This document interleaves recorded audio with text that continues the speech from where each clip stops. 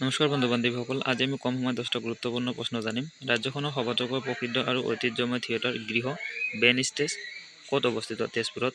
জ্যোতি চিত্ৰবন কোন চনত স্থাপিত কৰা হৈছিল? 1968 চনত।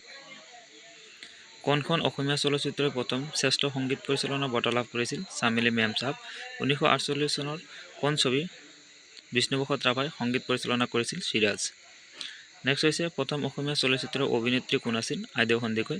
প্ৰথম অসমীয়া হাস্যৰসাত্মক চলচ্চিত্ৰখনৰ নাম কি? ইটো সিটো বহুত। নেক্সট হৈছে অসমীয়া চলচ্চিত্ৰৰ প্ৰথম কেমেৰামেনগৰাকী কোন আছিল? প্ৰতাপ বৰুৱা। নটসূৰ্য ফণী শৰ্মাই জয়মতী চলচ্চিত্ৰত কি চৰিত্ৰত অভিনয় কৰিছিল? চাওদাং বৰুৱা। নেক্সট প্ৰশ্ন হৈছে ডক্টৰ ভূপেন হাজৰিকাৰ প্ৰথম বঙালী ছবিখনৰ নাম কি? মাহুত বন্ধুৰে। জ্যোতিপ্ৰসাদ আগৰৱালাই প্ৰতিষ্ঠা কৰা প্ৰথম চলচ্চিত্ৰ ষ্টুডিঅ'টোৰ নাম কি? জয়মতী। সদায় এনেকুৱা ভিডিঅ' পাবলৈ আমাৰ চেনেলটো ছাবস্ক্ৰাইব কৰি ল'ব। ধন্যবাদ।